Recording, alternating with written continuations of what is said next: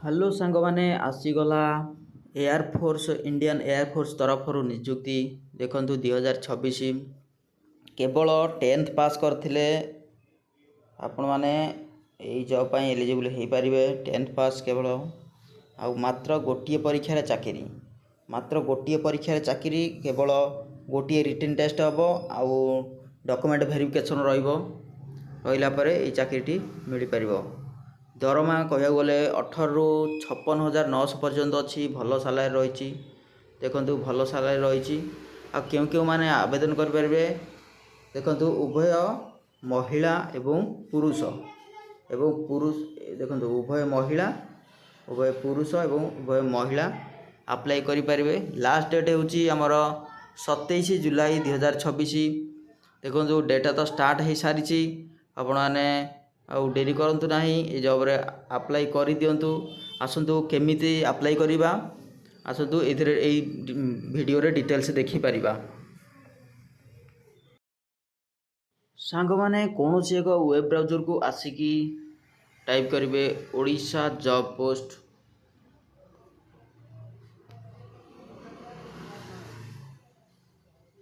Odisha job post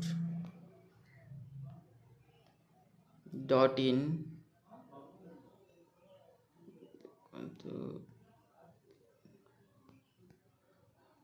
ମାରିକି search କରିଦେବେ। ଦେଖନ୍ତୁ ଆସିଗଲା। ଫାର୍ଷ୍ଟରେ ଯେଉଁ ଅଛି ଓଡ଼ିଶା ଜବ୍ ପୋଷ୍ଟ, ତାରି ଉପରେ କ୍ଲିକ୍ କରିବେ। ଦେଖନ୍ତୁ ଆସିଗଲା ଆମର ତଳକୁ ଆସିବେ। ତଳକୁ ଆସିଲା ପରେ ଦେଖିବେ, ଆଉ ଟିକେ ତଳକୁ ଆସିବେ।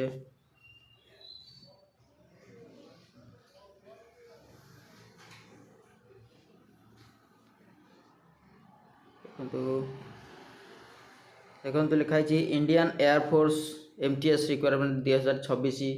ଏହାରି ଉପରେ କ୍ଲିକ୍ କରିବେ। କ୍ଲିକ୍ କଲା ପରେ ତଳକୁ ଆସିବେ। ଦେଖନ୍ତୁ ଅର୍ଗାନାଇଜେସନ୍ ନେମ୍ ଏଠି ଅଛି। ଅର୍ଗାନାଇଜେସନ୍ ନେମ୍ ହେଉଛି କ'ଣ? ଅର୍ଗାନାଇଜେସନ୍ ନେମ୍ ଦେଖିବାକୁ ଗଲେ Indian air force. Post name multitasking staff. Total vacancy 6ଟା ଭାକାନ୍ସି ଅଛି ଟୋଟାଲ୍। ଜବ୍ କାଟାଗୋରୀ ରହିଲା ସେଣ୍ଟ୍ରାଲ୍ ଗଭର୍ଣ୍ଣମେଣ୍ଟ ଜବ୍। ଦେଖନ୍ତୁ ସେଣ୍ଟ୍ରାଲ୍ ଗଭର୍ଣ୍ଣମେଣ୍ଟ ଜବ୍ ଅଛି। Last date 27 July 2026। Application mode ରହିଲା ଅଫଲାଇନ୍ ରହିବ। ସ୍ପିଡ୍ ପୋଷ୍ଟରେ ଆପଣଙ୍କୁ ପୋଷ୍ଟ କରିବାକୁ ପଡ଼ିବ। ଜେଣ୍ଡର ରହିଲା କ'ଣ? ବୋଥ୍ ମେଲ୍ ଆଣ୍ଡ ଫିମେଲ୍, ଉଭୟ ପୁରୁଷ ଆଉ ମହିଳା ଆପ୍ଲାଏ କରିପାରିବ। ତଳକୁ ଆସେ। ଦେଖନ୍ତୁ ରହିଲା ଏଜ୍ ରହିଲା ମିନିମମ୍ ଏଜ୍ 18 ବର୍ଷ, ମାକ୍ସିମମ୍ ରହିଲା 25 ବର୍ଷ ରହିଲା। ଏଜ୍ ରିଲାକ୍ସେସନ୍ ମଧ୍ୟ ଅଛି। କେତେ? OBC 3 years. ଆଉ ଆମର ରହିଲା SC ST 5 ବର୍ଷ ରହିଛି।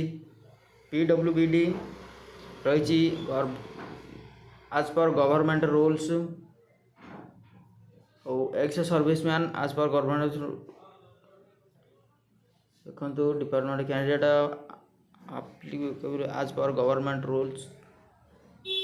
ରିଟିନ୍ ଏକ୍ଜାମ୍ ରହିବ, ଡକୁମେଣ୍ଟ ଭେରିଫିକେସନ୍ ରହିବ, ତାପରେ ମେଡ଼ିକାଲ୍ ଏକ୍ଜାମିନେସନ୍ ରହିବ ଗୋଟେ।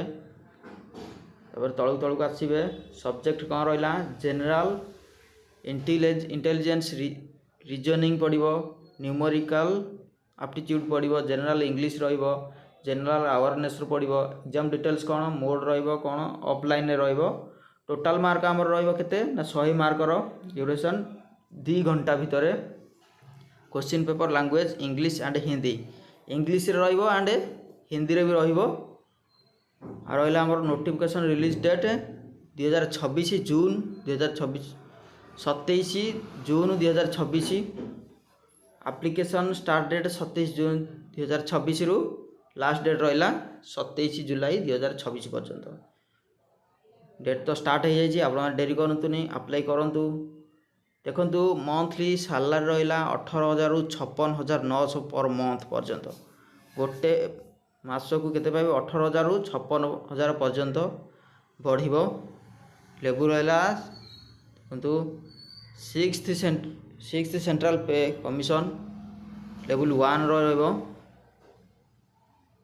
आउ आमर डॉक्यूमेंट कौन कौन रहिबो, डॉक्यूमेंट कौन कौन आवश्यक देखो 10th pass certificate and marksheet, date of birth certificate, Aadhaar card, valid ID proof Aadhaar कार्डटा नहीं आउ कास्ट सर्टिफिकेट आम रहा जार कास्ट सर्टिफिकेट अच्छी नहीं पारे, ईडब्ल्यूसी सर्टिफिकेट जदि किए हैंडिकैप रहिले से सर्टिफिकेट नहीं जाए, एक्सपीरियंस सर्टिफिकेट अच्छी जदि अच्छी ताले एक्सपीरियंस सर्टिफिकेट दरकार, पासपोर्ट साइज फोटोग्राफ नहीं जाए, passport size photo, self address envelope with 10 postage stamp 10 टंकिया पोस्ट स्टाम्प गोटे नहीं जाए।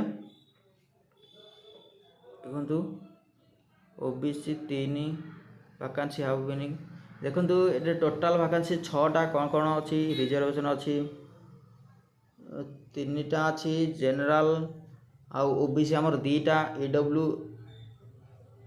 ईडब्ल्यूएस गोटे रहा।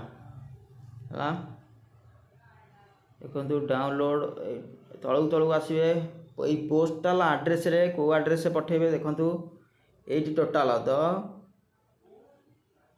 कमांडेंट इंस्टीट्यूट ऑफ यही एड्रेस रे टोटाल पठे पारे। देखो पोस्ट बेंगलुरु रहिबो, पिन कोड 560017। देखो नोटिफिकेशन पीडीएफ रहा आमर क्लिक हियर। देखो अप्लाई फॉर्म गोटे दूसरी, फॉर्म रे आप सब चेक करें। व्हाट्सएप चैनल देखो अप्लाई फॉर्म ऊपर क्लिक करवा, एमती देखेब मैंने ओके करदेवे। पीडीएफ को पलि आसतु, ये देखु यही फॉर्म रे आपण को फॉर्म फिलअप करके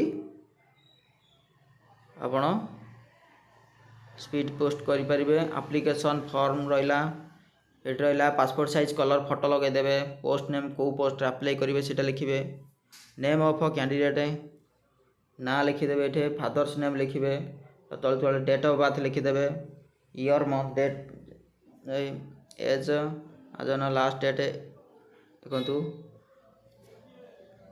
तापर लिखिए, एड्रेस लिखिदेवे, हाउस विलेज लिखिदेवे, पोस्ट ऑफिस लिखिए, स्टेट लिखिए, डिस्ट्रिक्ट पिन कोड लिखिदेवे, हाउस विलेज लिखिए, लिखला परमानेंट एड्रेस, कास्ट कौन से अनुसार लिखिदेवे, जनरल लिखिए, ओबीसी एससी एसटी जहाँ लिखिए, एजुकेशनल क्वालिफिकेशन कौन अच्छी लिखिए,